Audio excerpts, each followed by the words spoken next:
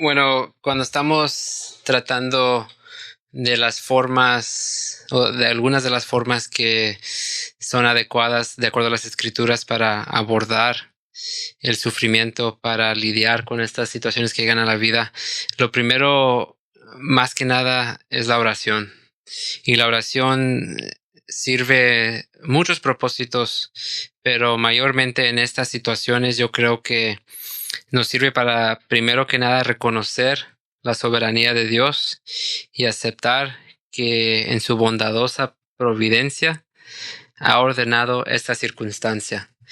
Y tenemos, por ejemplo, en Santiago 1, de 2 al 4, que nos revela a Dios un poquito de la mecánica que está detrás de estas circunstancias. Dice, tengan por sumo gozo, hermanos míos, cuando se hallen en diversas pruebas, sabiendo que la prueba de su fe produce paciencia, y que la paciencia tenga su perfecto resultado, para que sean perfectos y completos sin que nada les falte.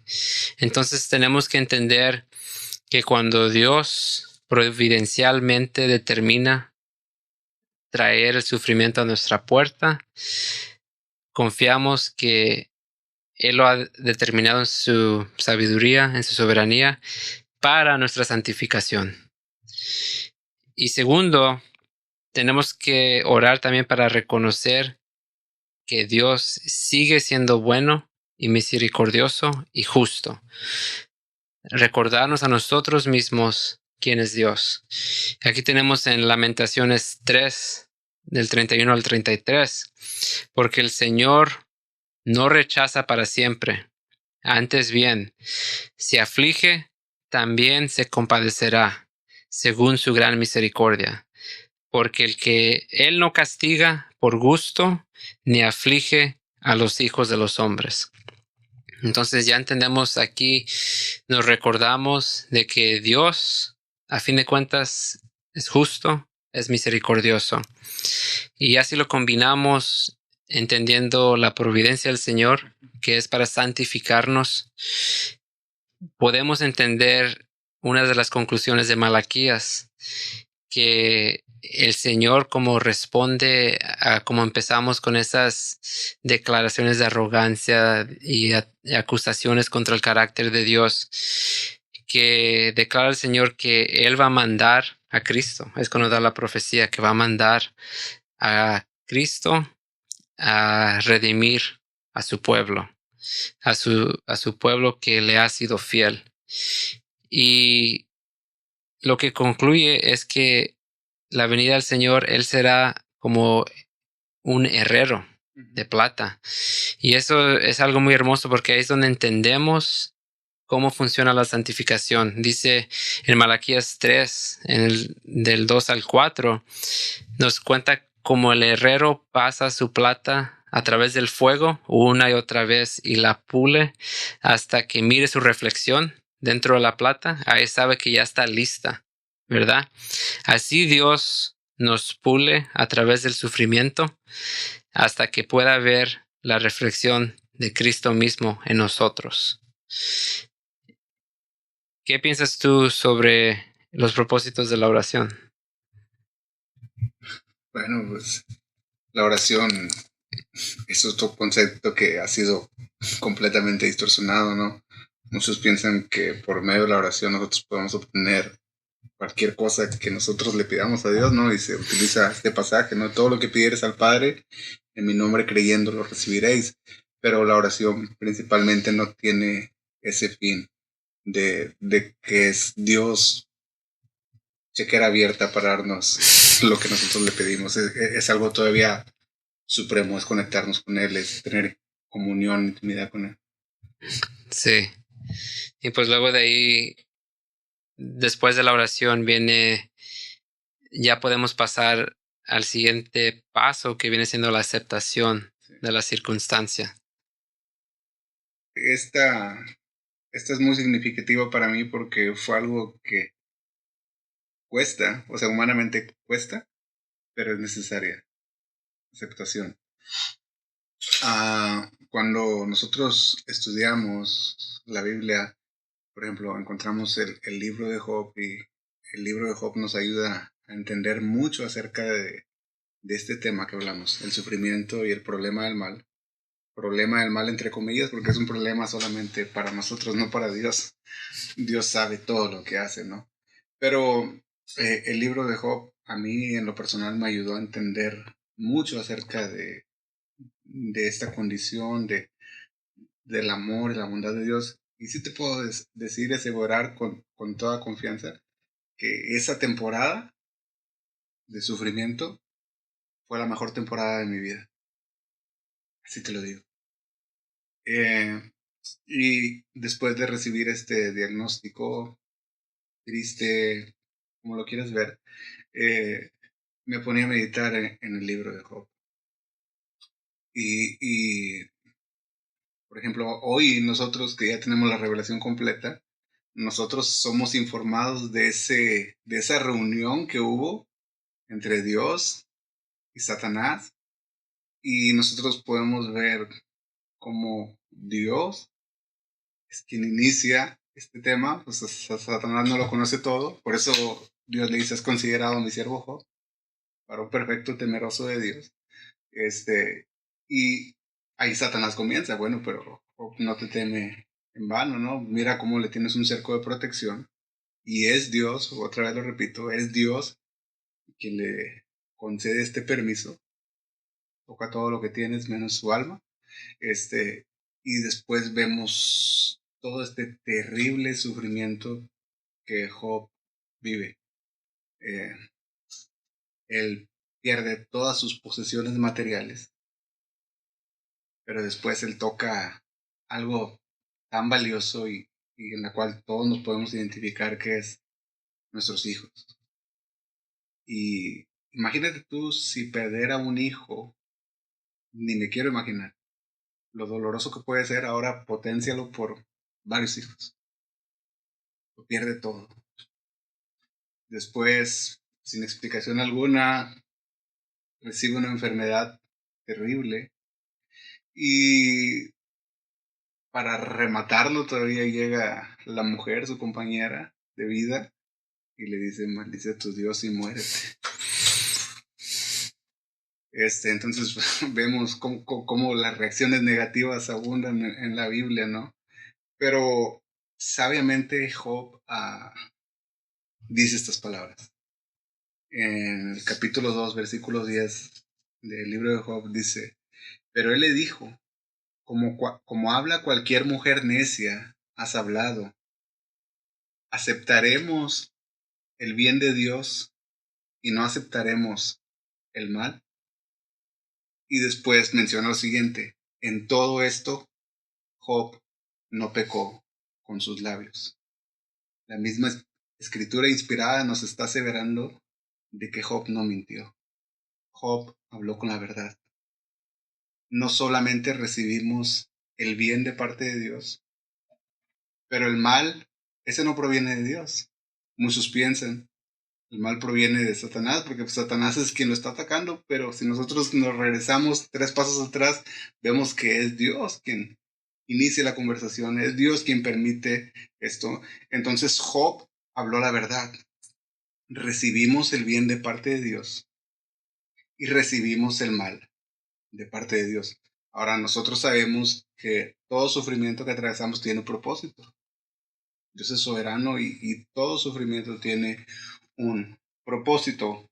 Ahora, pasan los capítulos en la historia de Job, y nosotros vemos que capítulo tras capítulo llegan sus amigos y conclusiones familiares. Es que tú estás sufriendo porque has pecado. Algo muy similar encontramos acá en los evangelios, ¿no? Con esta persona que está enferma, y los discípulos preguntan: ¿quién pecó? ¿Este o sus padres? Y se llegan a todas esas conclusiones, pero lo sobresaliente aquí de este punto es que si tú analizas el libro de Job, tú encuentras que al final de cuentas Job no recibe la respuesta de por qué él está sufriendo. Él lo aceptó. Ok, aceptaremos el bien de Dios, lo aceptaremos. Ah, hubo un punto en la historia, en la trama, que el dolor y el sufrimiento ya es muy grande y Job empieza a cuestionar a Dios. Y en ese punto Dios se le aparece desde el torbellino. Y ese relato es tan impresionante porque Job está haciendo preguntas de propósito. ¿Por qué? ¿Por qué? Las preguntas que nosotros nos hacemos cuando estamos sufriendo. ¿Por qué? ¿Por qué tuve que pasar esto? ¿Por qué tuve que sufrir de esta manera? ¿Por qué? Y las respuestas de Dios son impresionantes. Le dice, ok, ponte de pie y vamos a hablar.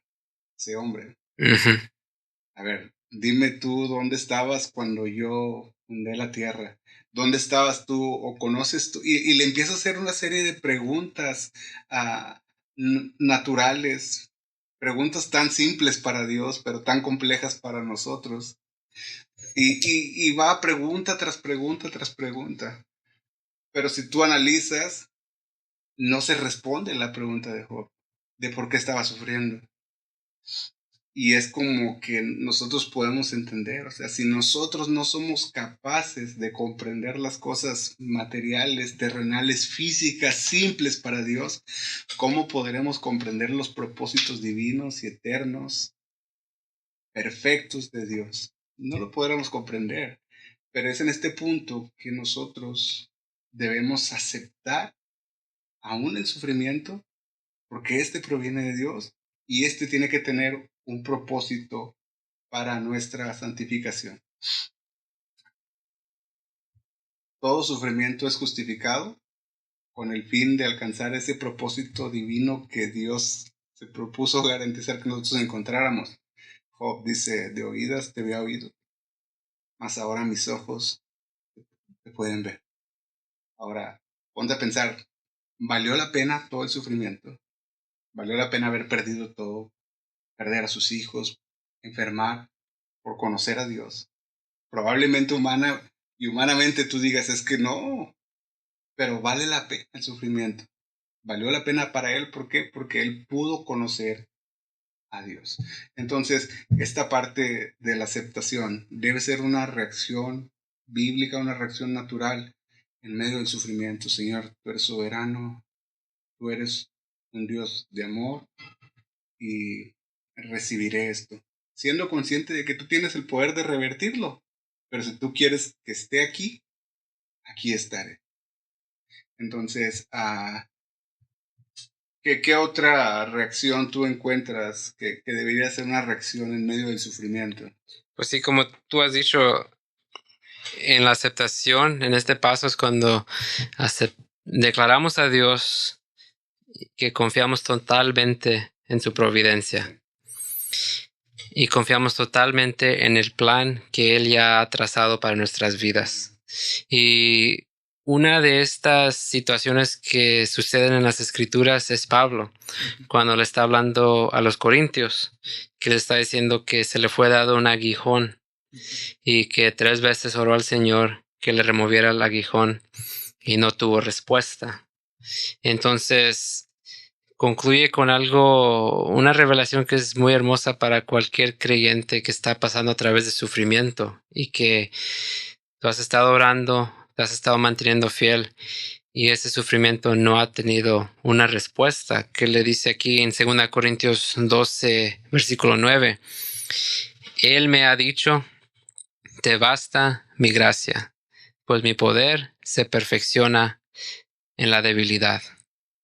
Entonces, aquí podemos ver que en ciertos casos Dios, en su soberanía, en su infinita sabiduría, elige no remover la circunstancia.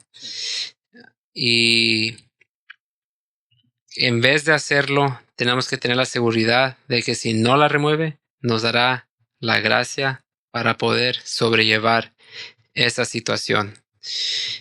Y ya cuando comprendemos eso, podemos decir igual que Pablo aquí, por tanto, con muchísimo gusto me gloriaré más bien en mis debilidades para que el poder de Cristo more en mí. Entonces, esto es alguien que ya ha comprendido que esto fue enviado de Dios, que es parte de su plan providencial para él Y también tiene su confianza en que Dios no solo va a enviar y no proveer una solución. Tal vez no será una solución como nosotros la hayamos imaginado, pero sí nos dará la gracia para sobrellevar esta situación. Completamente, ¿no? Y sí me gustaría recalcar algo que ahorita me vino a la mente, ¿no?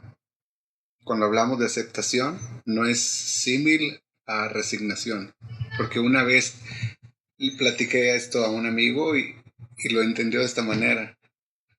Entonces, aceptamos las cosas porque confiamos en el poder absoluto de Dios y en su infinita sabiduría y bondad. Pero la resignación tiene como que una connotación negativa, como de que, pues bueno, pues ya, ¿verdad? Pues, ¿qué hago? Aquí Dios, no, no, no. Y es aquí donde entra esta otra parte, de esta otra reacción, aceptación y contentamiento. Entonces, nosotros conocemos uno de los pasajes más distorsionados o sacados de contexto, que es Filipenses 4:13, ¿no? Todo lo puedo en Cristo que me fortalece, y es normal ver una foto en un gimnasio y todo lo puedo en Cristo que me fortalece, pero cuando nosotros estudiamos el contexto veremos que esto es nada más lejos de la realidad, ¿no? Pablo está prisionero y escribe esta carta.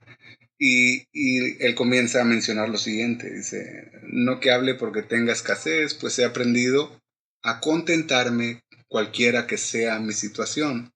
Sé vivir en pobreza y sé vivir en prosperidad. En todo y por todo he aprendido el secreto tanto de estar saciado como de tener hambre, de tener abundancia como de sufrir necesidad. Y este pasaje, todo lo puedo en Cristo que me fortalece. No es solamente aceptar, sino aceptar y tener contentamiento en medio de esta situación. Hebreos 13:5 es otro pasaje que a mí me encanta y que fue muy, muy significativo para mí. Menciona, sea el carácter de ustedes sin avaricia, contentos con lo que tienen, porque Él mismo ha dicho, nunca te dejaré, ni te desampararé. Esta promesa, o sea, eso es suficiente, Señor, y abrázame y sé que estás conmigo en medio de mi dolor y de mi sufrimiento. Ahora aceptamos las cosas porque vienen de Dios. Dios es soberano, siendo conscientes, como lo mencioné ahorita, que Él lo puede revertir porque Él es todopoderoso. Pero si Él no lo hace, mi corazón tiene contentamiento porque, como tú lo mencionabas ahorita, si alguien te pregunta, dijo algún pastor alguna vez, ¿cómo estás? Mejor de lo que debiera estar. O sea, estamos mejor de lo que debiera estarlo. Entonces, en medio de mi experiencia con el sufrimiento, estas reacciones, la oración demuestra confianza absoluta en la soberanía, la bondad y el poder de Dios. La aceptación reconoce que todo lo que Dios hace es bueno y que ese sufrimiento tiene que tener un propósito. Y el contentamiento nos muestra que esa debe ser la actitud de todo creyente, porque simplemente la salvación de nuestras almas es suficiente. Dios no nos debe nada más. Y tristemente muchas personas tienen la idea de que Dios nos merece algo bueno siendo nosotros malos. Dios no nos merece nada. Si Dios nos concede algo es en su gracia y porque Él tiene misericordia de nosotros. Ahora, dirigir algunas palabras a las personas que estén atravesando algún sufrimiento. Descansa en la soberanía de Dios.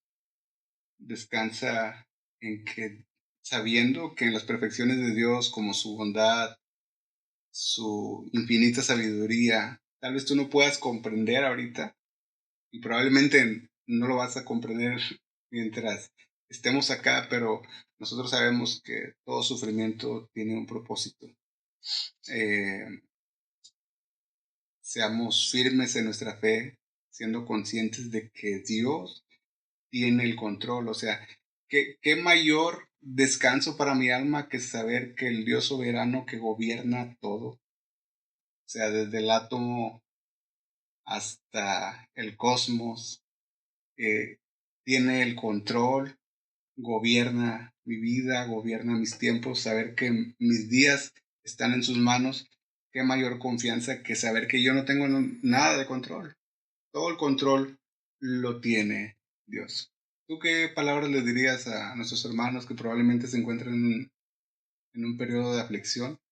¿Qué les dirías? Bueno, a mí lo que siempre, cuando he pasado por estos tipos de circunstancias, lo que me ha alentado mucho es las palabras de el pastor Vori Bokam, que él nos recalca la historia de Israel en Éxodo, donde dice la palabra que Dios vio y Dios escuchó el clamor de su pueblo y Dios recordó su pacto.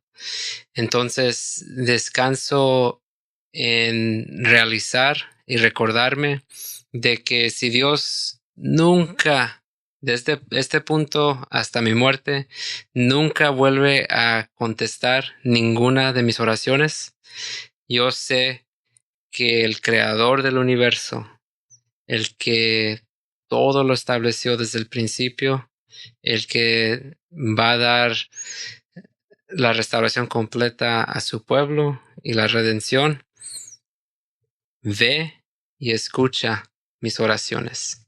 Y si jamás vuelve a contestar una de ellas, solo el hecho de que es el Ser Supremo escuche mis oraciones ya me es suficiente para mí. Una vez escuché una aseveración que por un momento chocó conmigo, pero después me puse a pensar y decía esta aseveración: ¿te has puesto a pensar en las veces que Dios te ha protegido al no contestar una oración que has hecho? Y realmente chocó conmigo en ese poco como que Dios, pero al final de cuentas Dios en su infinita sabiduría conoce mejor todo, o sea, Él es Dios. Ahora, quisiera dejar un pasaje para que meditemos y con esto culminar. Si tú estás atravesando este periodo de angustia y tal vez se ha prolongado mucho, darte una palabra de consuelo y que tu corazón cargado pueda descansar en la palabra de Dios. Salmo 13, versículo 1 en adelante, nos hace esta pregunta: ¿hasta cuándo, oh Señor, me olvidarás para siempre? ¿Hasta cuándo esconderás de mí tu rostro? Considera y respóndeme, oh Señor Dios mío, ilumina mis ojos, no sea que duerma el sueño de la muerte.